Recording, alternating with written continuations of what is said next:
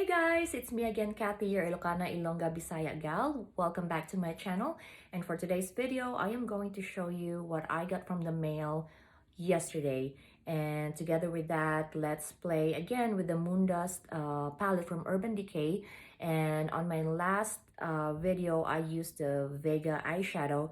So for today's video, let's see what I'm gonna end up using on that palette.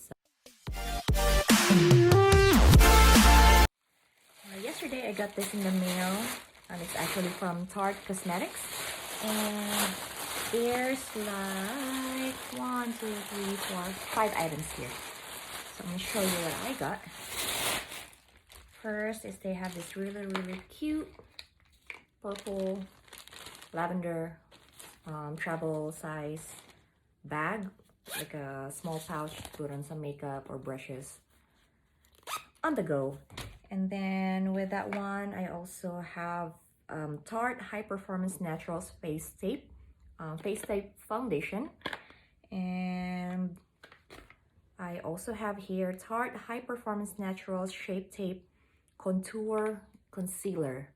So, partner sila. And then I also have the Tarte High Performance Naturals Base Tape Hydrating Primer Base. So let's see if this is the correct color for my skin and my face. And then I also have here, this is kind of like a sample sachet. It's a Tarte Skincare High Performance Naturals Maracuja Sea Brighter. So I actually have the Maracuja oil, but I haven't been using it. It's kind of just like a serum, because right now I've been using the vitamin C from Mario Badescu. But yeah, since I have this sample, I'm gonna try to use this one as well. Okay, so bago ako maglagay nung base primer, nilagyan ko muna ng moisturizer yung mukha ko. And for that one, I used the It Cosmetics Confidence in a Cream, Anti-Aging Armor, Rejuvenating Concentrate. So I've been using this one for, I would say, 2 or 3 weeks already, kasi it's anti-aging. As you can see, meron na akong mga fine lines and nagtitrigger ang gerascophobia ko. So, I have a fear of getting old. I don't know why. So, ngayon na nakikita ko na itong mga fine lines, mga wrinkles na ganyan, nagpapanik na ako, nagkakaroon na ako ng anxiety attack. Kaya, lahat ng mga products, tinitingnan ko yung mga ingredients and make sure na mga anti-aging siya. Although, sa edad ko ngayon, dapat enjoy muna, pero napapraning na ako dahil may nakikita na akong mga fine lines and wrinkles. So, let's try to use the Tarte Double Duty Beauty Hydrating Primer.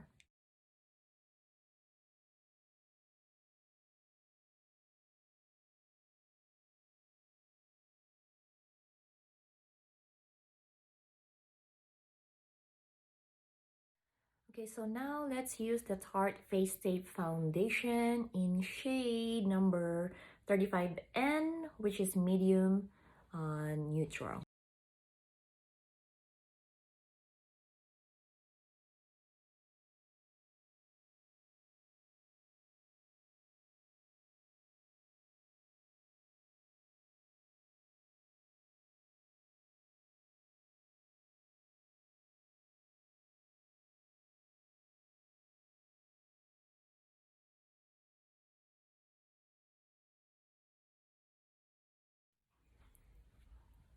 Dito sa camera, para siyang too much, like a little too light for me.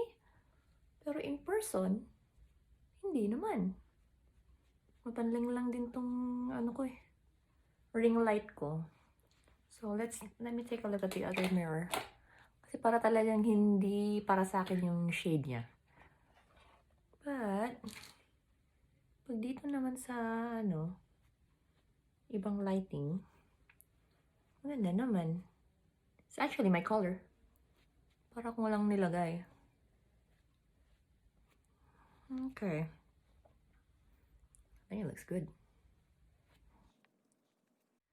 Okay, so I like this one. It looks so smooth. Hindi siya yung sticky. At saka, it really looks natural in person. Ito lang talagang ring light ko ang mapanling lang right now na parang hindi ko siya shade.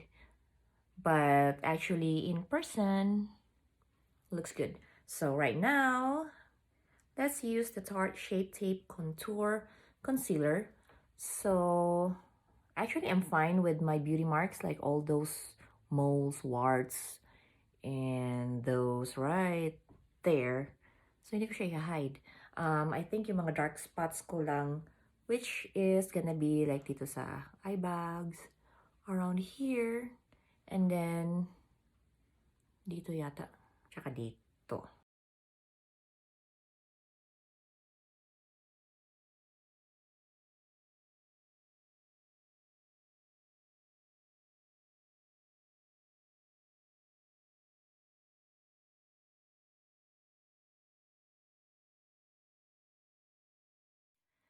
And then, dun sa mga videos na napapanood ko, kasi meron akong fina-follow na makeup artist here in the States, sabi niya, wag mo daw i-brush, like i-glide yung brush or yung sponge sa mukha mo kasi nga, yan yung nagkikreate ng wrinkles and fine lines. So, dab-dab-dab lang daw.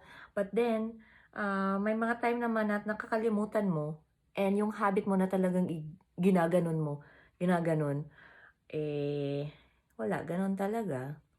Create ka talaga ng sakit sa ulo. Create ka ng wrinkles and fine lines. So, let's try to practice dabbing. Just kidding. Dab, dab, dab like this. After nyan, ibibake natin yung base natin para mag-set siya. So, I have here the Anastasia loose setting powder in banana. So, para siyang yellowish. Itong gagamitin natin. I actually have some other stuff here, but since itong una ko napulot, we'll use this one.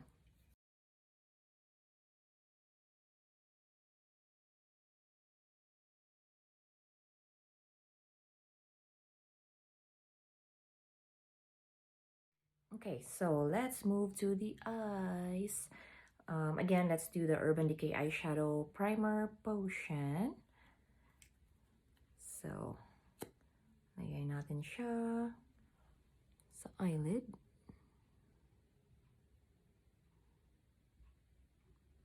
Pataas.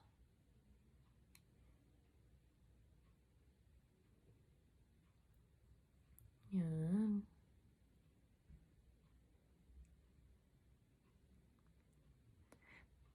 So, I think kaya ako nagkaroon ng gerascophobia or yung fear of getting old. Kasi nga, dito sa line of work ko, I deal with elderly as well, deal with nurses, therapists, doctors, and kapag nakakausap namin yung mga elderly patients namin, at saka nakikita namin, nababasa namin yung mga history, physical, living situation, and stuff like that, it's really sad na parang, yeah, they're old, you know, but then they have all this good life.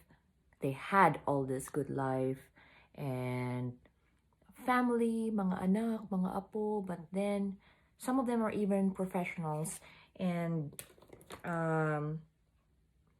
even celebrities, sikat, mga ganon, mga famous people. But then, now that they're already old, yung makikita mo yung living situation nila na their family's not there for them, yung mga anak nila, iniwan sila, or iniwan ng asawa. Now they're living in a place where nagbe-benefit na lang sila sa pension, social security, yung parang ganun.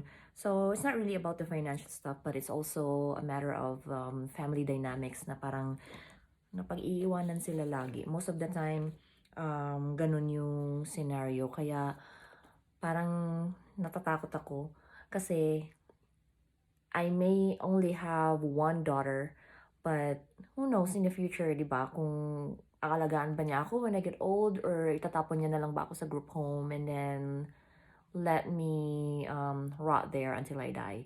So, I don't know. Now I have here another Urban Decay palette. This one is Beauty with an Edge. I had this for quite some time, but kita nyo naman, hindi masyadong nagagamit. So, but now, I can play with it every night or every other night pag nagagawa ako ng videos. So, with this one, let's start with something a little brighter to be the base of the eyeshadow.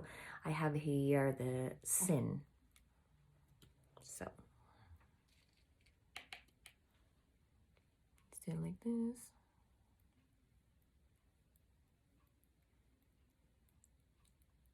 Yeah, so, yung, tawag nito, iniisip ko na, kung magre-retiro ako, uwi na lang kaya ako ng Pinas. Diba? Kasi naman, pag dito, if you don't have somebody to help you on a daily basis doing your ADLs and stuff like that, most of the time, they're gonna find you in a group home or in a facility. Yeah, you're paying good money for them to take care of you, but yung quality of life mo is nandun ka lang sa kwarto mo, or wini-wheel ka na lang papunta sa dining area, or dun sa labas, pahangin konti, tapos pasok ulit sa kwarto. Whereas sa Pinas, hey, punta ka dun sa bukid, magtanim ka kaya, magbanat ka rin ng buto kahit matanda ka na, di ba? At least yung quality of life mo, plus ini-enjoy mo yung outdoor. Tatanim ka. Productive ka pa, di ba? Mag-alaga ka ng manok, mag-alaga ka ng baboy. Dito walang ganyan. Kaya, na ano ako, yung parang siguro, while I'm young, magbanat ng buto, mag-ipon. Dito. But then, magre-retire sa Pinas. Diba? Ayun yung mga ano ko. Yun yung parang, I know I'm still too young to think about that, but hey, you know, hindi mo alam kung anong mangyayari bukas.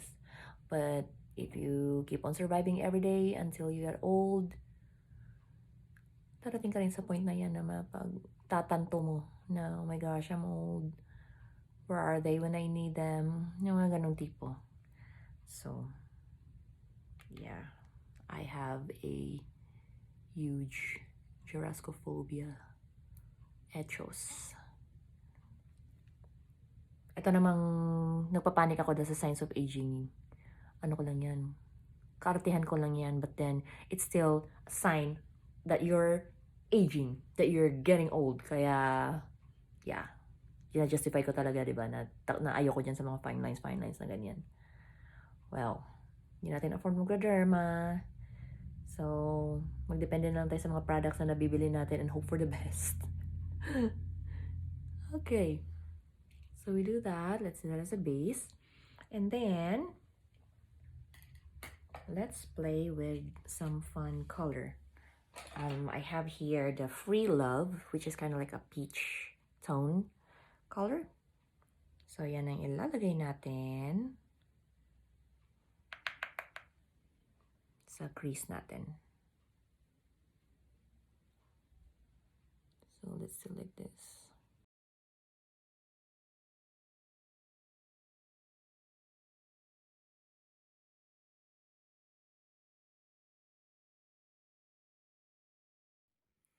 And then I remember, I would say,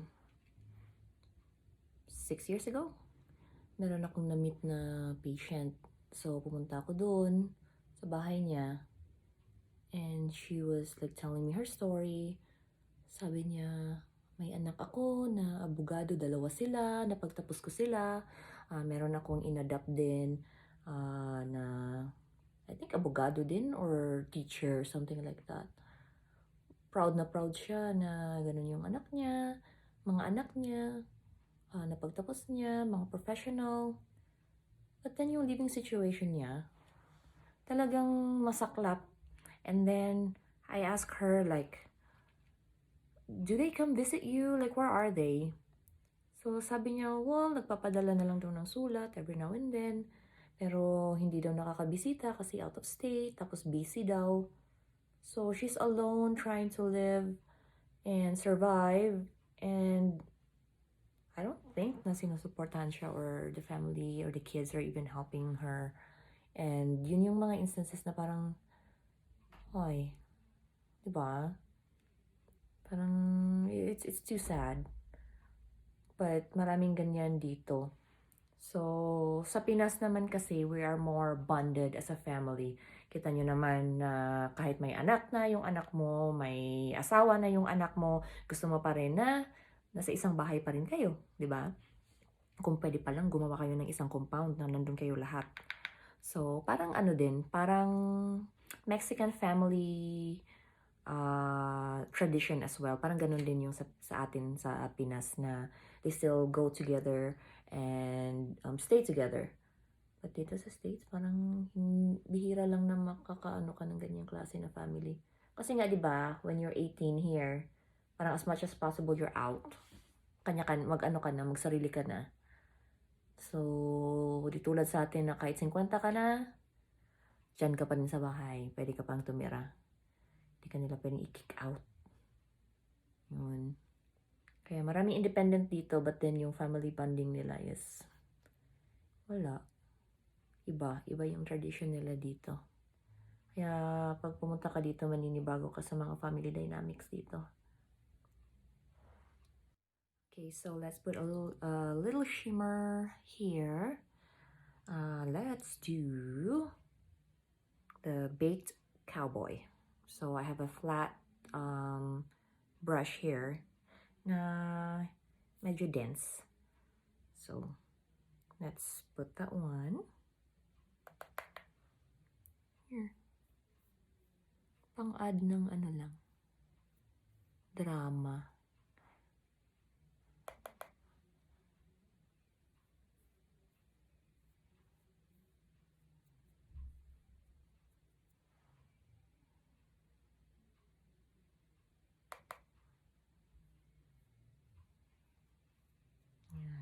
So actually, hindi talaga ako umaabot dito, ganito kataas ng ng tawag nito, paglalagay ng eyeshadow. Hanggang dito lang talaga yung ano ko. Ay, kamote ka. Nahulog na! Okay, so as I was saying, dati, hindi ako umaabot dito sa talagang pinaka-tuktok ng eyelid ko. Kasi, ang safe, ko talaga, comfort zone ko is only there sa crease line ko. Yan. But then, sabi na naman, nung fina-follow ko na makeup artist, this is your canvas. Like, ito yung dapat pinipaint mo. Well, you can go with the basic, that's fine. But if you wanna be more artistic, yung parang ganon, you have this whole area to play with. So, why not use it? Why not paint the colors in it? So, yeah, let's push it. Push it to the limit, di ba? Kaya, tingnan natin. Yan. But most of the time naman, it's more of a yung parang shimmer lang dyan. Yan. So, in a way, nasa safe side pa rin tayo. Now, let's do the color here, which is a little darker. So, with that one, I have the peach. Let's do this one. This one. The Bordello.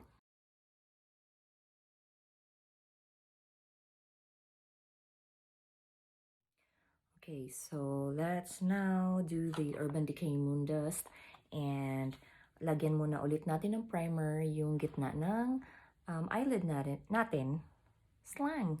So, this one I have, again, the Essence I Love Color Intensifying Eyeshadow Base. And this one really helps to make the eyeshadow and the glitters stick. So, lagyan natin ng ganyan.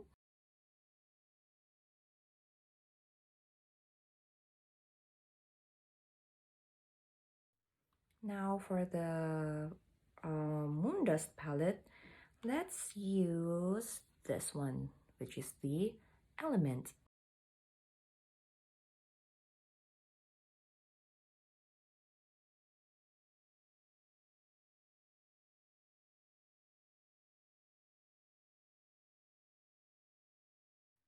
Okay, so let's add a little more depth on the color here on the outer eyelid. So we use the Bordello, and now let's use this one, which is the Tornado.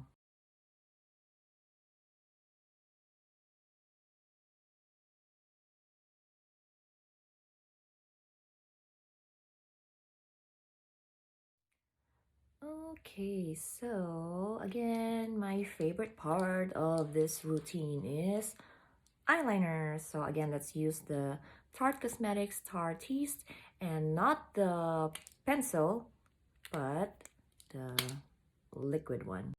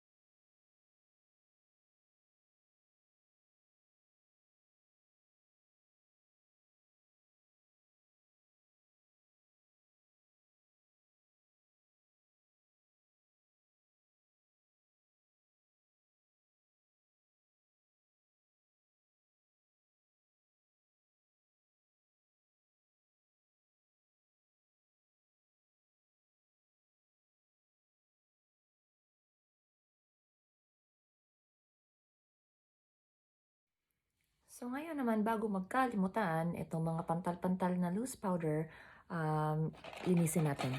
So I have this brush. Pagpalin natin ng ganyan.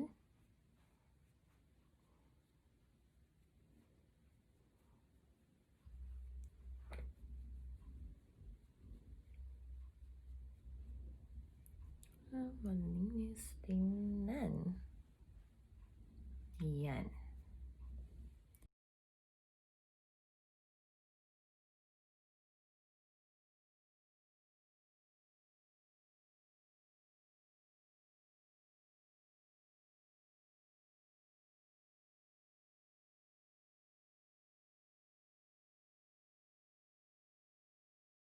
And now to finish everything for today's video, let's do lipstick. And I have here the Anastasia Beverly Hills in Dazed.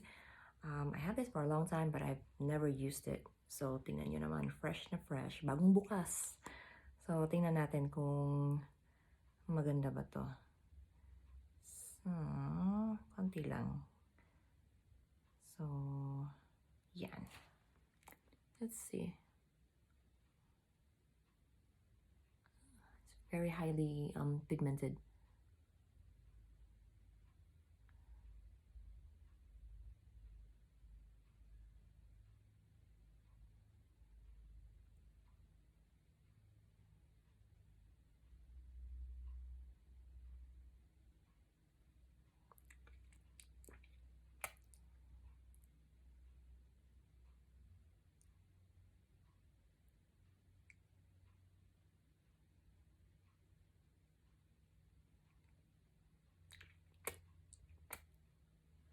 So, parang siyang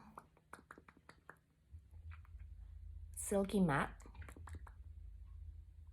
Dry siya kaagad. Pero, still, parang may silky feel pa rin siya. And then, gusto ko ng konting glitter. So, I also have here the Too Faced lip shiner. Doesn't have a shade, but it says KE8. So, and I like this one because it smells so good. It smells like peach. So, dito lang.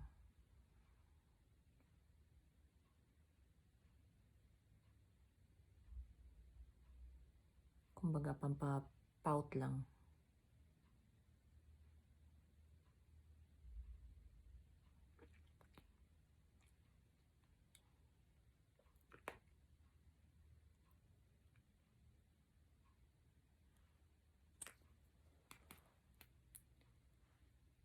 And there you have it, Tarte Cosmetics together with the Anastasia and some Urban Decay products. And we featured the Urban Decay Moondust in Element. So this is how it looks like. Do you like it? Do you want to wear it? Go get it. So again, thank you so much for watching my video. I hope you guys enjoy. Comment down below if there's anything that you want me to try on, if you want me to do something. Not so crazy though, but I'll try my best to get you guys excited and make you guys satisfied with my videos. Again, this is Kathy, your Ilocana, Ilongga, Bisaya gal, saying don't let anybody turn you away from your purpose and always live life for what it's worth. Bye!